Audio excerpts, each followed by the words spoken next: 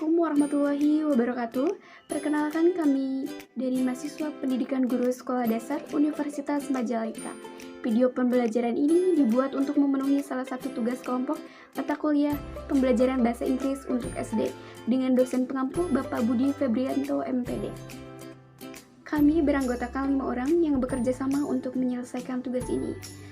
Langsung saja kita simak video presentasi dari kelompok 5.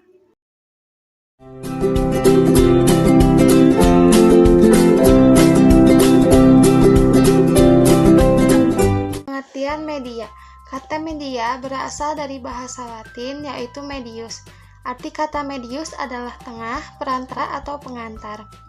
Media seringkali diartikan sebagai alat-alat grafis, fotografis, atau alat elektronik yang berfungsi untuk menangkap, memproses, dan menyusun kembali informasi visual atau verbal dalam proses pembelajaran. Media merupakan segala bentuk alat yang dipergunakan dalam proses penyampaian informasi. 6 kategori dasar media adalah teks, audio, visual video,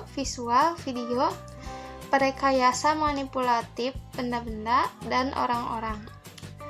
Seiring dengan kemajuan teknologi informasi, media menjadi suatu kajian menarik dan banyak diminati pada hampir seluruh disiplin ilmu walaupun dengan penanaman yang sedikit berbeda. Misalnya, media telekomunikasi, media dakwah, pembelajaran bahasa, media komputer, media pembelajaran, dan seterusnya. Berdasarkan beberapa definisi yang telah dijabarkan di atas, yang dimaksud dengan media pembelajaran adalah semua bentuk peralatan fisik yang didesain secara terencana untuk menyampaikan informasi dan membangun interaksi. Peralatan fisik yang dimaksud mencakup benda asli, bahan cetak, visual, audiovisual, multimedia, dan web.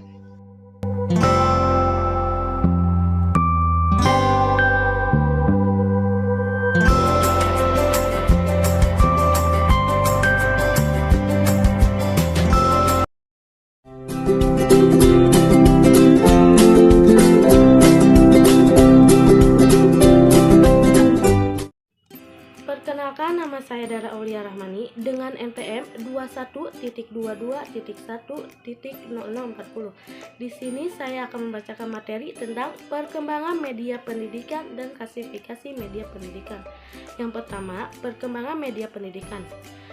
Di era globalisasi dan informasi ini, penggunaan media pembelajaran berbasis teknologi informasi atau disebut TI menjadi sebuah kebutuhan dan tuntunan, namun dalam implementasinya bukanlah merupakan hal yang mudah. Karena dalam menggunakan media tersebut harus memperhatikan beberapa teknik agar media yang dipergunakan itu dapat dimanfaatkan dengan semaksimal mungkin agar tidak menyimpang dari tujuan media tersebut. Nah, di sini ada tokoh Arif Eshadiman DKK 2006 yang mengatakan bahwa ditinjau dari ke siapapun pengadanya, media dikelompokkan dalam 2 jenis, yaitu media jadi karena merupakan komoditi perdagangan yang terdapat di pasaran luas dalam keadaan siap pakai, dan media rancangan yang perlu dirancang dan dipersiapkan secara khusus untuk maksud dan tujuan pembelajaran tertentu. Yang kedua ada klasifikasi media pendidikan. Klasifikasi media pendidikan menurut para ahli. Terdapat banyak ahli yang mengelompokkan berdasarkan karakteristik yang dimiliki media tersebut. Beberapa di antaranya adalah sebagai berikut.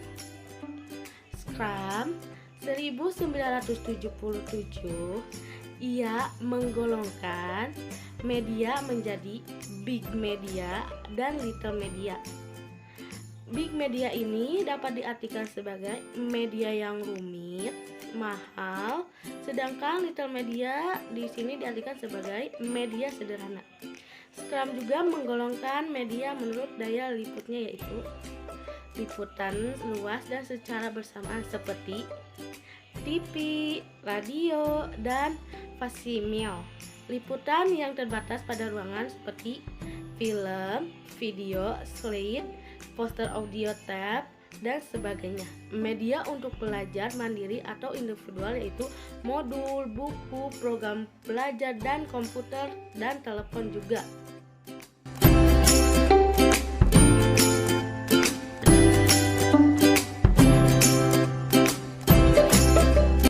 Menurut Allen, terdapat keterkaitan jenis media pembelajaran dengan tujuan pembelajaran yang akan didapat. Allen berpendapat bahwa media tertentu memiliki kelebihan untuk tujuan belajar tertentu, tetapi juga ada kelemahan terhadap tujuan pembelajaran yang lain.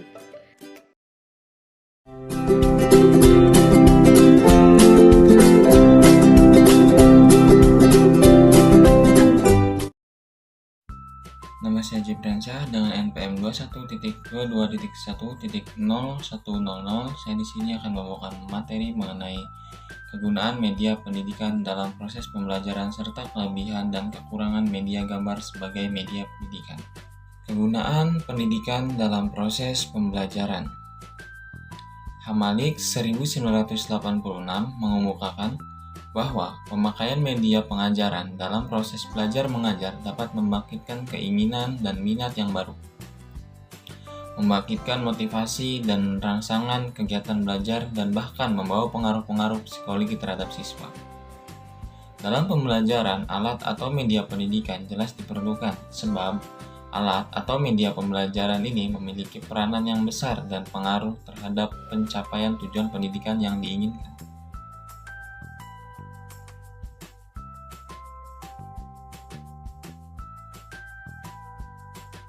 Pendapat lain menjelaskan, kegunaan media pembelajaran adalah salah satu kiat dalam menghindari kejenuhan dalam belajar bahasa asing, khususnya media elektronik yang bersifat visual, audio, atau audiovisual. Media pembelajaran memiliki kegunaan yang kompleks, dimulai dengan proses penggunaan hingga pada hasil dari penggunaan media tersebut. Penggunaan media dan proses pembelajaran sangat penting sekali karena dengan media proses pembelajaran akan bisa berlangsung dengan aktif, kreatif, dan efektif, dan menyenangkan. Dengan demikian hasil yang tercapai akan lebih maksimal. Baik, selanjutnya yaitu mengenai kelebihan dan kekurangan media sebagai media pendidikan.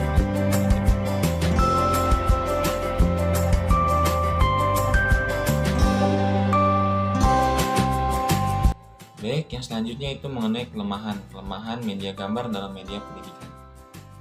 Kelemahan fasilitas gambar menurut Justina, beberapa kelemahan media gambar ialah yang pertama, gambar cuma menekankan persepsi indera mata, dan yang kedua, gambar benda yang terlalu kompleks, kurang efektif untuk gerakan pembelajaran, dan yang ketiga, ukurannya teramat terbatas untuk huruf besar ataupun media yang lebih besar.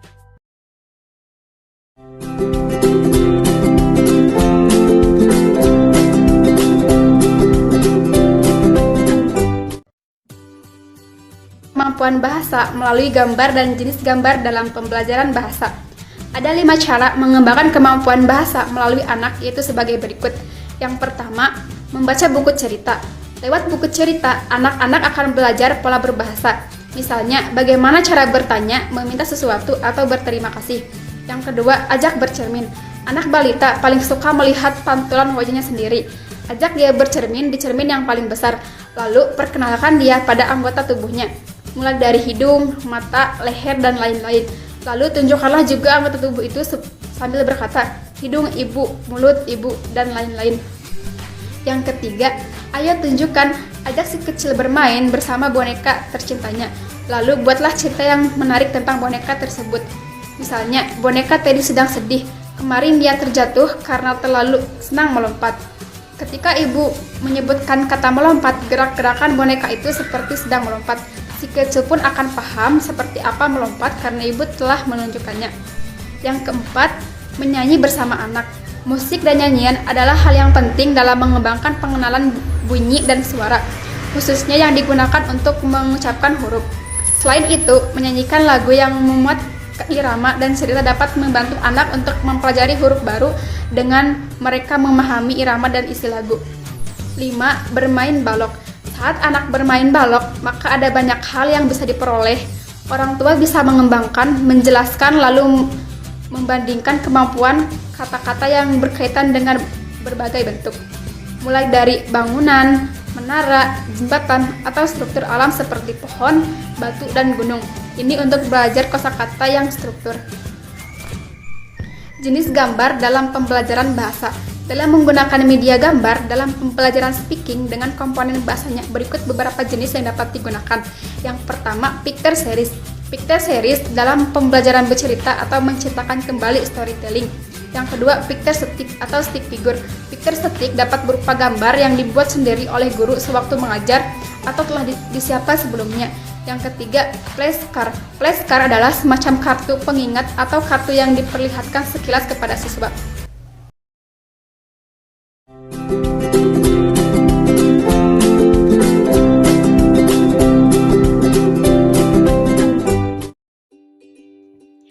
Perkenalkan, nama saya Sri Mulyani dengan NPM 21.22.1.0087.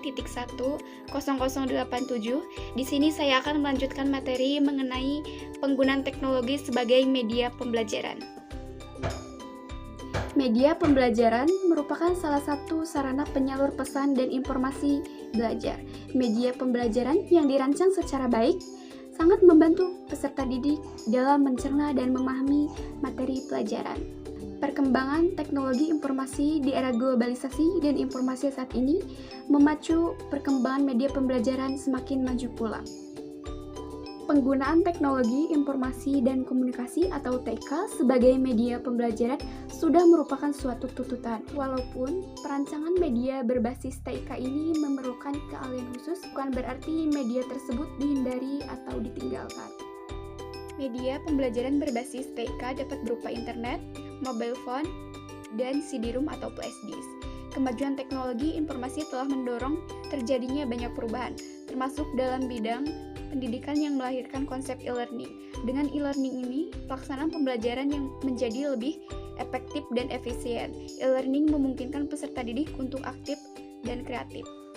E-learning memberikan para peserta didik, pendidik, dan pengelola pendidikan dapat mengambil banyak manfaat. Di antaranya fleksibilitas program dan bahan pembelajaran dapat dibuat lebih menarik dan berkesan. Integrasi teknologi informasi pada pendidikan akan meningkatkan kualitas pembelajaran.